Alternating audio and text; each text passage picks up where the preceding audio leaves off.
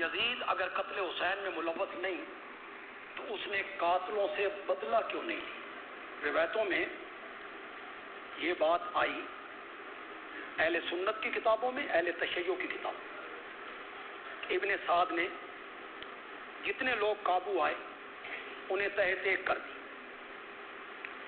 یزید کے دربار میں ایک شخص پیش ہوا، ملا باقر مجلسی 11ویں صدی کا عالم ہے، مجتہد ہے۔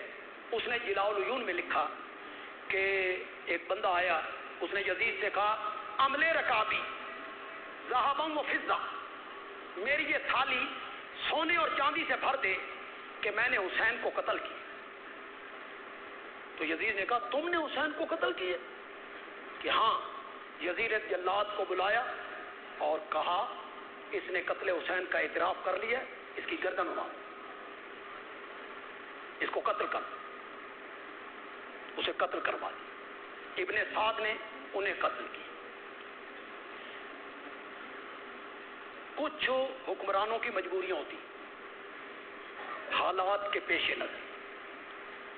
کیا حضرت سیدنا علی ابن ابی طالب رضی اللہ تعالی عنہ آپ اور میں تصور کر سکتے ہیں کہ وہ قتل عثمان میں ملوث تھے؟ تصور ہو سکتا ہے؟ رائی کے برابر بھی شک ہے کسی کو؟ قتل، ان کا دامن بالکل پاک، بے داغ ہے۔ جو ان پر الزام لگاتا ہے وہ بے دلیل الزام لگاتا ہے، اور وہ صحابیت کے دامن کو تار تار کرنا چاہتا ہے۔ وہ حضرت علی کا دشمن، حضرت علی کا دامن بالکل بے داغ بے عیب ہے اس معاملے میں۔ لیکن کیا حضرت علی رضی اللہ تعالیٰ عنہ نے حضرت عثمان کے قاتلوں سے بدلہ لے لیا تھا؟ بولتے کیوں نہیں؟ لیا تھا؟ نہیں نہ لیا؟ ایک بات سنیں، حضرت حسین رضی اللہ تعالیٰ عنہ اور ان کا کنبہ شہید ہو گیا، تو ان کے کنبے کے جو افراد تھے ان میں جو مرد بچا ہے وہ حضرت زین العابدین رحمت اللہ علیہ، مرد وہ ہے، باقی عورتیں۔ کسی نے ایف آئی آر کٹوائی؟ کوئی قصاص کا مطالبہ لے کے کھڑا ہوا؟ اٹھ جاتا نا کوئی بندہ۔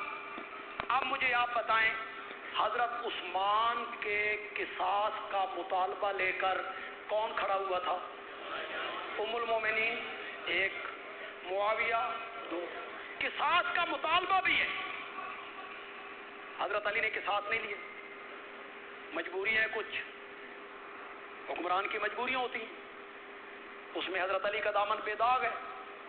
جبکہ قصاص کا مطالبہ بھی ہوا، حضرت حسین رضی اللہ تعالیٰ عنہ کے قصاص کا مطالبہ نہیں ہوا، نہ زین العابدین نے کی، مطالبہ ہی کسی نے نہیں کیا۔